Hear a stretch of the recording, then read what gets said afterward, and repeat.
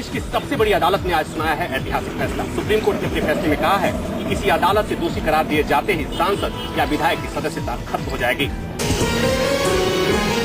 Supreme court ने अपने फैसले में साफ कहा है कि अगर किसी जनप्रतिनिधि मतलब सांसद, विधायक को 2 साल या फिर उससे ज्यादा की सजा होती है तो उसकी सदस्यता फौरन समाप्त हो जाएगी। कोर्ट के फैसले के मुताबिक जनप्रतिनिधि कानून की धारा 8 का अनुच्छेद 4 रद्द कर दिया गया है। सुप्रीम कोर्ट का फैसला आज से ही लागू होगा। दोषी साबित होने पर सदस्यता होगी रद्द। MP, MLA सभी पर फैसला लागू। आज के फैसले का असर पहले के फैसलों पर नहीं होगा। अब कोई नेता जेल से चुनाव नहीं लड़ सकेगा। कोई भी व्यक्ति अगर कस्टडी में है तो वो वोट नहीं दे सकता है, तो भी वो कंटेस्ट भी नहीं कर सकता। अगर कस्टडी में है तो अंडर ट्रायल में भी हो, कहीं भी हो, कस्टडी में है तो वो वोट नहीं दे सकता है, कंटेस्ट नहीं कर सकता। गौरतलब है कि मौजूदा जनप्रतिनिधि का कानून के मुताबिक सांसद और विधायक को कोर्ट से दोषी साबित होने के बाद अपील के लिए 3 महीने का वक्त दिया जाता है।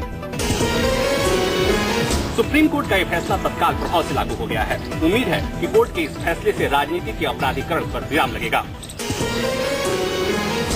विधायकों और सांसदों के लिए एक बुरी खबर। सुप्रीम कोर्ट से हमारे साथ कानून मंत्री कपिल सिब्बल हैं। सर, आप बड़े वकील हैं लेकिन कानून मंत्री हैं और बहुत सारे राजनीतिक दलों के सांसद जिनको ऐसा लगता है कि दुर्भावना के तहत उन्हें फंसाया जा सकता है, और जो आज सुप्रीम कोर्ट का ऑब्जर्वेशन या जजमेंट आया है उन्हें लगता है कहीं न कहीं उनके साथ आगे आने वाले समय में और भी ज्यादती होगी। मुझे नहीं मालूम जजमेंट क्या है, मैंने पढ़ा भी नहीं है। आप लोगों ने कहा कि कोई जजमेंट आया है, जब पढ़ूंगा तो उसके बाद मैं टिप्पणी जरूर दूंगा, अपने विचार आपके सामने जरूर रखूंगा। फिलहाल जो कानून है उसके मुताबिक आपको लगता है कि आपने लॉ कमीशन को जो सुझाव दिया था उसके मुताबिक कुछ चेंजेस की जरूरत आपको महसूस हुई? नहीं, हम समझते हैं चेंजेस की जरूरत है, लेकिन उसका सुप्रीम कोर्ट ऑर्डर से क्या ताल्लुक है? कोई ताल्लुक नहीं है। सुप्रीम कोर्ट का ऑर्डर फाइनल ऑर्डर होता है और उसका जो इम्पैक्ट है वो हमें देखना पड़ेगा। यानी कि काफी रणनीतिक तौर पर कपिल सिब्बल जवाब दे रहे हैं और कोई भी फैसला, चाहे सुप्रीम कोर्ट का जो भी ऑब्जर्वेशन आया है, उसको पूरी तरह से विस्तार से पढ़ने के बाद ही सरकार इस मामले में अंतिम राय देगी।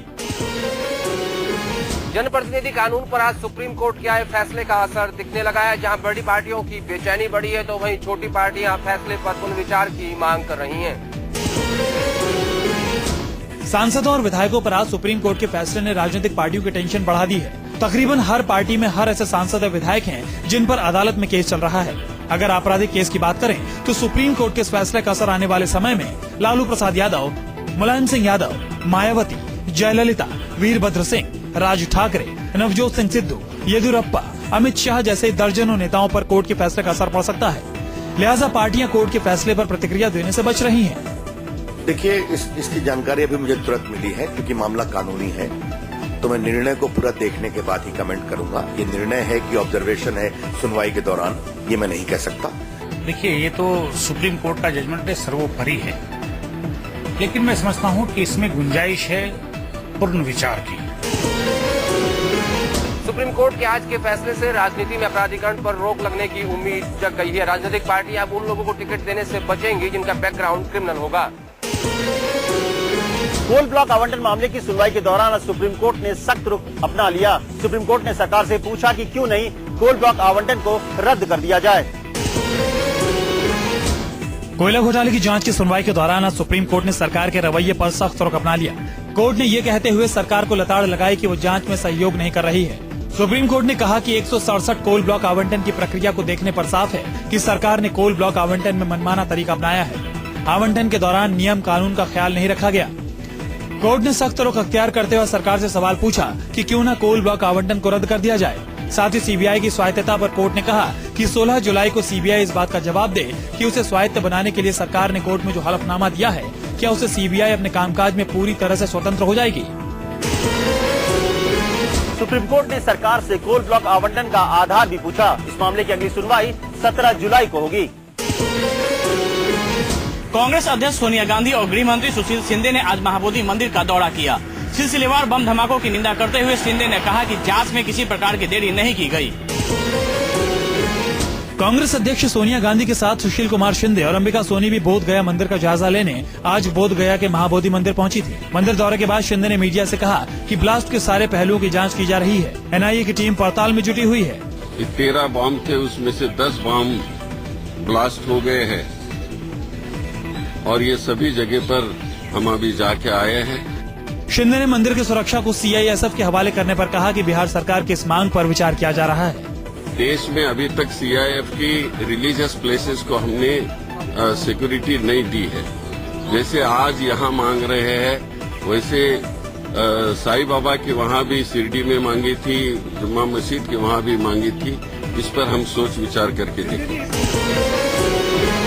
गृह मंत्री शिंदे ने कहा कि महाबोधि मंदिर के दोषियों को बख्शा नहीं जाएगा। एनआईए मामले की जांच कर रही है और जल्द ही सभी आरोपी गिरफ्त में होंगे। डॉलर के मुकाबले गिरते रुपए की कीमत पर बीजेपी नेता रविशंकर प्रसाद ने आज कांग्रेस पर साधा निशाना। रविशंकर प्रसाद ने कांग्रेस उपाध्यक्ष राहुल गांधी, यूपीए चेयरपर्सन सोनिया गांधी और प्रधानमंत्री मनमोहन सिंह की उम्र को रुपए से जोड़ दिया। रविशंकर प्रसाद ने आज अपने बयान में कहा कि 2004 में जब देश में यूपीए की पहली सरकार बनी थी, तब डॉलर के मुकाबले रुपए की कीमत राहुल गांधी की उम्र के बराबर यानी 45 रुपए थी। इस समय रुपए की कीमत सोनिया गांधी की उम्र के बराबर यानी 61 रुपए हो गई है। रविशंकर प्रसाद ने मनमोहन सरकार पर निशाना साधते हुए कहा कि मौजूदा हालात को देखकर तो यही लगता है कि डॉलर के मुकाबले रुपए की कीमत पीएम मनमोहन सिंह की उम्र के बराबर यानी 81 साल की न हो जाए।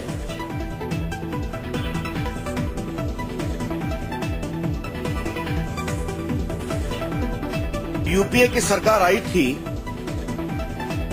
तो डॉलर की तुलना में रुपये की कीमत राहुल गांधी की उम्र के बराबर थी। आज वो सोनिया गांधी जी की उम्र के बराबर पहुंच रही है और मुझे इस बात की बहुत आशंका है कि जल्दी ही वो मनमोहन सिंह की उम्र के बराबर पहुंचेगी। अंतर्राष्ट्रीय बाजार में डॉलर के मुकाबले रुपए की कीमत लगातार घटती जा रही है। रुपया अब तक के अपने ऐतिहासिक गिरावट के साथ 61 रुपए पर पहुंच गया है। माना जा रहा है कि रुपए की घटती कीमतें महंगाई में आग लगा देंगी। बिहार में महाबोधि मंदिर में सीरियल बम धमाकों के 3 दिन के बाद भी जांच एजेंसियों के हाथ खाली हैं। एनआईए ने आज सुराग देने वाले को 10 लाख इनाम देने का ऐलान किया है। बोधगया मंदिर में सिलसिलेवार हुए धमाकों की जांच बिहार पुलिस और एनआईए अपनी तरफ से कर रही है। इस सिलसिले में आज एनआईए ने बिहार जेडीयू स्टूडेंट विंग के प्रदेश सचिव गुंजन पटेल से भी पूछताछ की। गुंजन पटेल धमाकों से पहले के सीसीटीवी फुटेज में नजर आए थे। फिलहाल धमाकों के 3 दिन बाद भी जांच किसी ठोस नतीजे पर नहीं पहुंची है। हालांकि एनआईए को कुछ सुराग मिले हैं जो अहम साबित हो सकते हैं। इनमें से सबसे अहम है मौका वारदात से एनआईए को मिली एक पर्ची, जिस पर 3 फोन नंबर लिखे हुए थे। 3 में से 2 नंबर काम नहीं कर रहे हैं, जबकि 1 नंबर धमाके वाले दिन सुबह तक चालू था। इसके अलावा एनआईए को कुछ और कागज के पुर्जे भी मिले हैं, जिन पर उर्दू में कुछ लिखा है। हालांकि एनआईए इसे जांच को भटकाने की कोशिश के तौर पर देख रही है। पटना में कल हिरासत में लिए गए 4 लोगों को पूछताछ के बाद छोड़ दिया गया है। जांच एजेंसियां धमाकों को नक्सल एंगल से जोड़कर भी देख रही है। बिहार के महाबोधि मंदिर में हुए सीरियल धमाकों की जिम्मेदारी आतंकी संगठन इंडियन मुजाहिदीन ने ली है। आईएम ने एक ट्विटर अकाउंट के जरिए 1 हफ्ते के अंदर मुंबई में धमाके करने की धमकी भी दी है। बोधगया महाबोधि मंदिर धमाकों की जांच में जुटी सुरक्षा एजेंसियों के हाथ अभी तक खाली हैं। लेकिन इसी बीच दहशतगर्द आतंकी संगठन इंडियन मुजाहिदीन ने महाबोधि मंदिर में हुए एक के बाद एक 9 सीरियल धमाकों की जिम्मेदारी लेते हुए ट्वीट किया है। मंदिर में हुए धमाकों से 1 दिन पहले यानी 6 जुलाई को आईएम ने ट्वीट किया कि हमारा अगला धमाका मुंबई में होगा, रोक सको तो रोक लो। और फिर धमाकों के ही दिन इंडियन मुजाहिदीन ने धमाकों की जिम्मेदारी लेते हुए ट्वीट किया कि ये सभी 9 धमाके हमने कराए हैं। जिस ट्विटर अकाउंट से धमकी दी गई है वो इंडियन मुजाहिदीन का ऑफिशियल अकाउंट है या नहीं, इस बात की पुष्टि अभी नहीं हुई है। इस अकाउंट ने टीम इंडिया के कैप्टन महेंद्र सिंह धोनी को भी फॉलो कर रखा है। राजस्थान में वर्दी वाले गुंडों ने एक मूक बधिर पर जुल्म की सारी इंतहा पार कर दी। उस मूक बधिर का गुनाह सिर्फ इतना था कि वो पुलिस वालों के सवालों का जवाब इशारों ही इशारों में दे रहा था, जो पुलिस को पसंद नहीं आ रहा था। पुलिस वालों ने इस मूक बधिर को न सिर्फ लाठी डंडों से बुरी तरह पीटा, बल्कि उसे सड़क पर तेजी से आ रही बोलेरो गाड़ी के सामने मरने के लिए धक्का दे दिया। लेकिन इस शख्स की किस्मत अच्छी थी कि गाड़ी के ड्राइवर ने वक्त से पहले ब्रेक लगा दिया। दरअसल ये मूक बधिर एक ट्रक में कंडक्टर का काम करता है। नेशनल हाईवे 11 पर आज डंपर और कार के एक्सीडेंट के बाद जाम लग गया। जाम खुलवाने पहुंची पुलिस ने हाईवे से गुजर रही गाड़ियों के कागजात चेक करना शुरू कर दिया। इस दौरान एक ट्रक को रोकने पर उसके ड्राइवर ने मूक बधिर कंडक्टर के हाथों ट्रक का कागजात भिजवा दिया। कागज देखकर पुलिस वालों ने कंडक्टर से कुछ सवाल किया तो उसने इशारों ही इशारों में उसका जवाब दिया। लेकिन ये बात पुलिस वालों को नागवार गुजरी। फिर क्या था, कंडक्टर पर शुरू हो गया पुलिसिया जुल्म। पुलिस के गुंडे की खबर जैसे ही आला अधिकारी तक पहुंची, वैसे ही 2 पुलिसकर्मियों को सस्पेंड कर दिया गया, जबकि 2 पुलिसकर्मियों को लाइन हाजिर कर दिया गया है। 2014 के चुनावी रथ को हाँकने वाले मोदी आज यहाँ पर भगवान जगन्नाथ के सारथी बने हुए हैं। आप देख सकते हैं कि अहमदाबाद में निकलने वाली 136वीं रथ यात्रा का रथ हाँकने के लिए इस समय मोदी तैयार हो चुके हैं और इस समय सबसे पहले वो भगवान जगन्नाथ की यात्रा को सुखद करने के लिए झाड़ू मार रहे हैं। एक तरह से उन्होंने जो बीड़ा उठाया है कांग्रेस का सफाया करने का, उसी तरह से फिलहाल वो यहाँ का कचरा साफ कर रहे हैं और मन में ये संकल्प ले रहे हैं कि जिस तरह से आज उन्होंने यहाँ सफाई की है उसी तरह से 2014 के चुनाव में वो कांग्रेस का सफाया कर रहे हैं। इस तरह से मोदी इस समय आप देख रहे हैं कि किस तरह से उन्होंने पगड़ी पहनी और पगड़ी पहनने के बाद में अब वो भगवान जगन्नाथ के रथ को यहाँ से खींचकर पूरे अहमदाबाद शहर की नगर यात्रा पर निकलेंगे।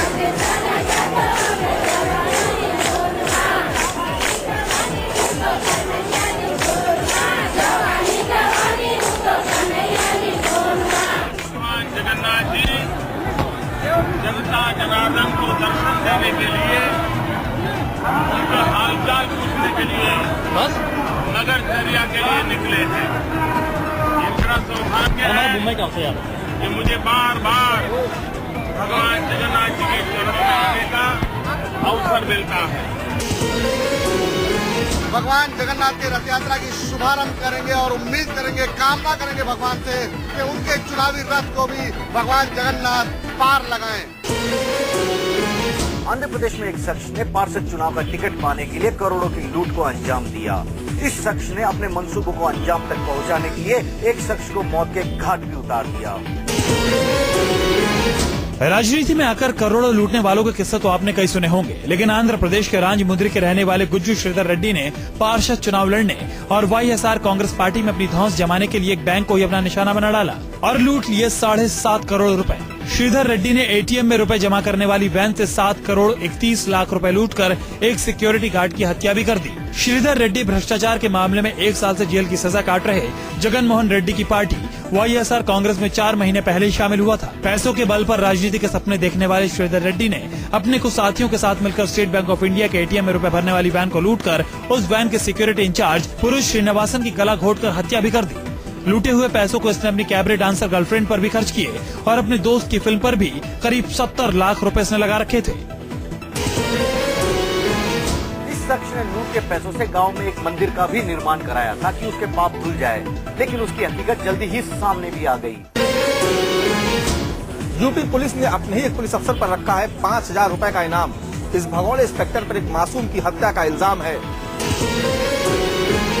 ये है यूपी पुलिस का most wanted inspector Sanjay Rai. UP police के एनकाउंटर स्पेशलिस्ट के तौर पर अपनी पहचान रखने वाला संजय राय कई सालों से लखनऊ में पोस्टेड रहा, लेकिन यूपी पुलिस के हत्थे चढ़े एक शूटर ने इस पुलिस वाले की असलियत जग जाहिर कर दी। दरअसल 29 मई को इंदिरा नगर के एक मोहल्ले में फायरिंग में 14 साल के मासूम माज नाम के एक बच्चे की मौत हो गई। छानबीन में मास्टरमाइंड संजय का नाम पुलिस के सामने आया। दरअसल माज के परिवार से पुलिस ट्रेनिंग में आई एक लड़की से संजय का प्रेम प्रसंग था। प्रेम प्रसंग के बीच अकमल नाम के शख्स के आने पर संजय ने उसे ठिकाने लगाने के लिए पूर्वांचल से भाड़े के हथियारों को बुलवाया, लेकिन इस साजिश में मासूम माज की जान चली गई। रासफाश होने के बाद से ही संजय फरार है और पुलिस डिपार्टमेंट ने उसे बर्खास्त कर वांटेड घोषित कर दिया है। इतने सबूत मिले हैं, इतने सारे सबूत मिले हैं और एक वर्ड हम लोग यूज करते हैं, वो बियॉन्ड रीजनेबल डाउट है और उसके बाद से ये फरार चल रहे हैं और उसी वजह से सस्पेंड भी चल रहे हैं। संजय तक पहुंचना उसी के डिपार्टमेंट के लिए आसान नहीं होगा, क्योंकि पुलिस के हर मूवमेंट और हर चाल से संजय भी अच्छी तरह से वाकिफ है।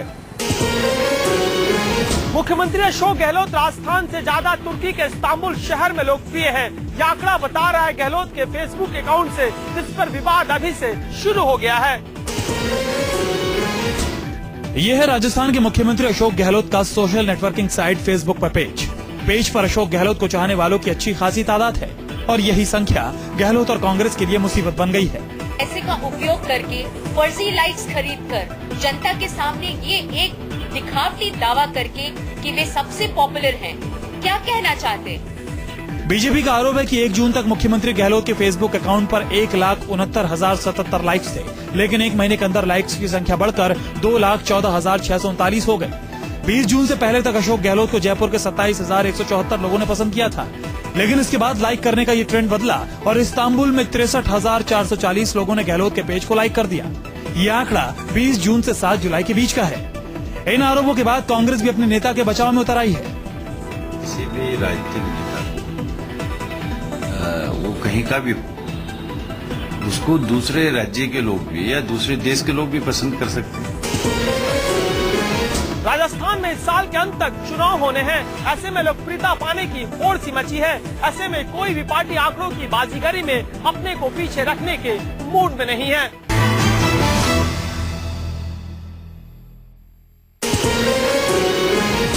मुंबई के मुलुंड इलाके में एक बंदर आजकल चर्चा का विषय बना हुआ है। बंदर प्रोफेशनल तैराक की तरह स्विमिंग पूल में करता है तैराकी।